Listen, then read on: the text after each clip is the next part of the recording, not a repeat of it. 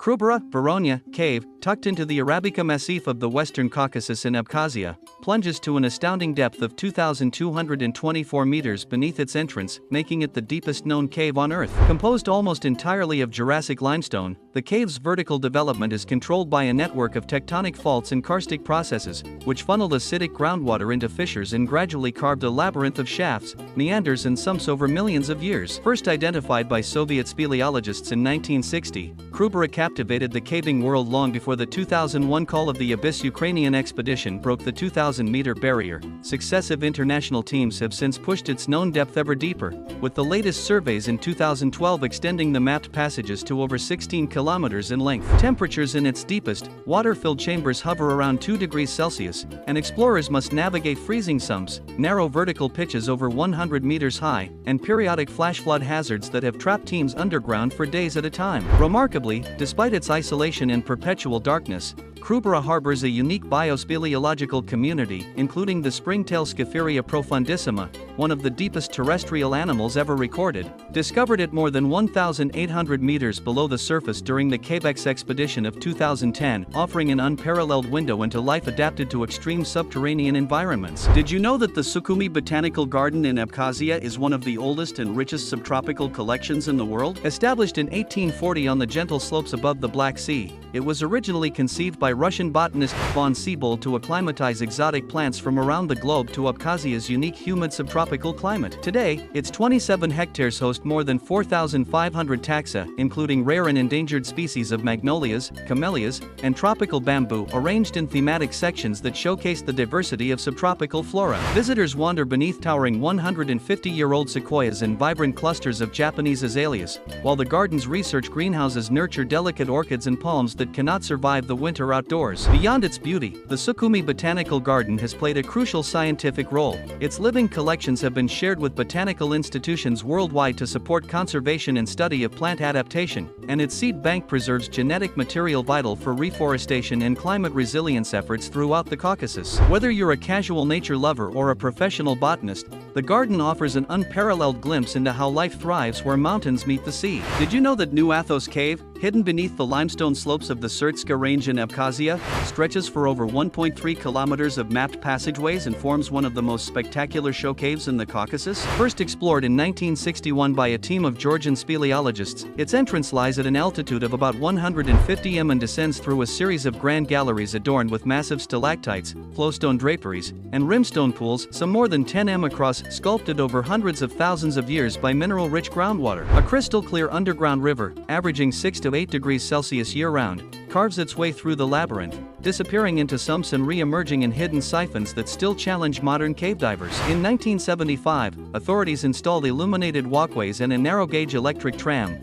allowing visitors to journey deep into the mirror hall, where the reflected ceiling formations seem to float above the water's surface, and into the vast concert hall, whose natural acoustics have hosted improvised piano recitals echoing off the caverns. Beyond its touristic allure, New Athos Cave remains an active research site. Biologists have cataloged dozens of specially adapted cave invertebrates, including eyeless amphipods and troglodytic insects, while geochemists study its speleothems to reconstruct Pleistocene climate fluctuations in the Western Caucasus. Did you know that Abkhazia was once one of the USSR's powerhouse tea-producing regions? Tea cultivation here began in 1842 at the behest of Governor Mikhail Vorontsov, who imported Camellia sinensis plants to test their growth in Abkhazia's humid subtropical climate. By the late Soviet era, some 14,000 hectares of terraced plantations on the mountain slopes around Lykchny, Kutal, and Shlau were yielding over 110,000 tons of tea annually, enough to supply nearly 20% of the entire Soviet Union's tea demand. Harvesting was, and still is, meticulous. Pickers collect only the first and second flush of unblown buds and tender leaves by hand, crafting a brew prized for its brisk flavor and bright amber liquor. After the USSR's collapse, production all but vanished, shrinking plantations to just 350 hectares and factories falling into disrepair. Today, however, a revival is underway. In 2019, local entrepreneurs formed the Ekachai enterprise in Kutal, and by 2023 they harvested their first modern crop. In May 2025, President Badra Gunba personally toured the rejuvenated fields, pledging state support to modernize processing equipment and expand market access, marking a new chapter in Abkhazia's storied tea heritage. Did you know that Abkhazia is home to one of the world's rarest horse breeds, the Abkhazian horse, which has roamed the region's rugged Caucasus foothills for over 2 millennia. Compact yet sturdy, these chestnut or bay-colored ponies stand just 130 to 140 centimeters tall but possess remarkable endurance, able to carry a 75 kilograms rider across steep slopes and through mountain passes at a steady trot for hours on end. Historically treasured by the ancient Kalkian kingdoms and later by medieval Georgian and Ottoman cavalry alike, the Abkhazian horse was celebrated for its sure-footedness, calm temperament, and resistance to cold and disease. Soviet collectivization nearly wiped the breed out. By the 1970s, fewer than 100 purebreds remained, but a dedicated network of local breeders and the Sukhum State Agrarian University launched a preservation program in 1985, using both traditional free-range herding in forest glades and modern genetic monitoring. Today, roughly 450 Abkhazian horses survive in the wild and on small family farms, where they are still used for plowing terraced tea gardens, hauling timber from mountain stands, and carrying tourists on multi-day treks. Their endurance records, passed down in local oral epics, still inspire annual heritage rite festivals in May, where riders retrace ancient trade routes across the Syrtska range, ensuring that this living link to Abkhazia's past remains very much a part of its present. Did you know that Bedia Cathedral was originally consecrated in 999 AD at the behest of King Bagrat II of Abkhazia, later Bagrat III of Georgia, making it one of the earliest Christian sanctuaries in the South Caucasus? The present edifice, however, dates largely from the 13th to 14th centuries and comprises a domed cruciform church, a two-story palace of the metropolitans to the west, and a bell tower set atop the northern narthex, reflecting successive phases of medieval Georgian ecclesiastical architecture. Its southern wall still bears fragments of original murals, portraits of King Bagrat II and members of the noble Dadiani family, while lapidary inscriptions in the ancient Georgian Assuntavruli script record construction, renovation, and restoration events across 3 chronological layers, end of 10th to 11th centuries, 13th to 14th centuries, and 16th to 17th centuries. In the medieval Catholic Age of Abkhazia, it has served as the seat of a bishop and a vibrant center of religious learning and manuscript production. Services ceased in the 17th century, but, following extensive 19th century Russian-led restorations, the cathedral resumed its spiritual and cultural role, today standing not only as an active Orthodox church but also as a living monument to Abkhazia's deep Christian heritage. The Inyuri Dam stands at the edge of 2 worlds, straddling the boundary between Georgia and Abkhazia.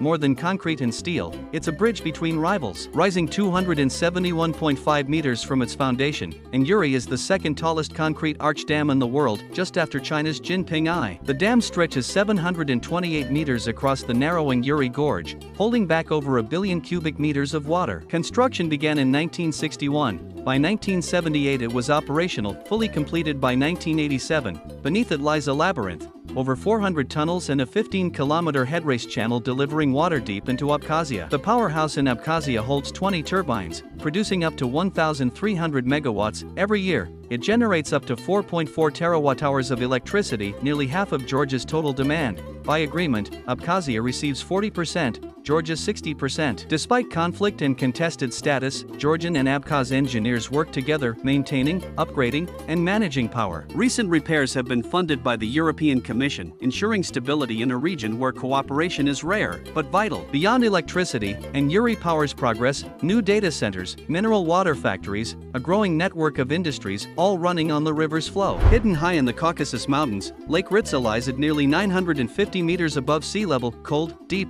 and dazzling, born of glaciers and tectonic shifts. The lake plunges to a depth of 116 meters, making it the deepest in all of Abkhazia. It's fed by 6 mountain rivers, Leships being the largest, and drains through the Ayapshara. Its waters are crystal clear, icy cold, and home to prized trout that thrive even at just 10 degrees Celsius. 3 mountain ranges surround it: Gagra, Syrtya, and Bzyb. Rising between 2,200 and 3,500 meters, their slopes wrapped in ancient forests. The surrounding reserve protects one of the world's last euxinic forests. Nordman firs over 70 meters tall. Boxwoods and wild rhododendrons cloak the emerald slopes. In Soviet times, it was a paradise resort. But after the collapse of the USSR and the early 1990s conflict, Lake Ritsa's roads and sanatoriums fell silent. Today, visitors once again glide across its surface in electric boats, explore trails to Little Ritsa, and enjoy peaceful picnic spots revived by nature's quiet hand. Or ecologists, it's a living laboratory. For travelers, a hidden gem, Lake Ritsa is where nature, science, and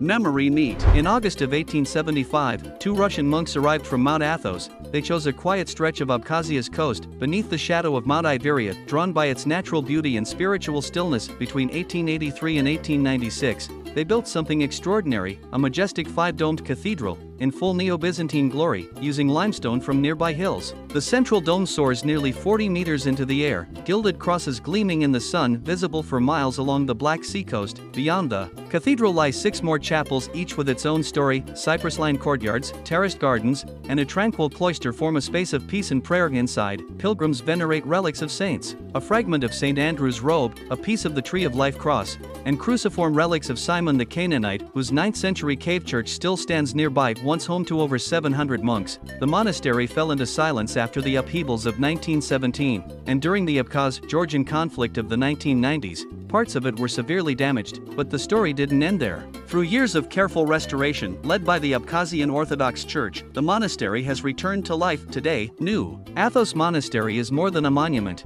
It is a living sanctuary where faith still echoes beneath the domes, and history breathes through every stone. Along Abkhazia's Black Sea coast lies a forgotten forest, ancient, wind-shaped, and alive with secrets. It's called the Bchvinta Mayuzuri Strict Nature Reserve. Founded in 1965, the reserve protects one of the last great stands of Patsundian pine, Pinus brushavar. Piti Yusa, a tree found almost nowhere else on Earth. These pines stand 18 to 24 meters tall. Their trunks sway with the sea winds. They've adapted to limestone soils and salt spray, unlike any other pine in the Caucasus. Among the pines grow rare trees and ancient plants, Kulshik boxwood, Caucasian yew, towering walnuts, figs, and wild persimmons. This forest once stretched along the ancient Tethys Sea. Now, it survives only in protected pockets like this, living fossils of a post-glacial past. Bchvinta Mayuzuri is more than beautiful. It's a genetic time capsule, a refuge for endangered species, and a vital resource for climate research and conservation science. Here, the sea wind rustles needles that remember an ancient world. This forest isn't just a place, it's a memory.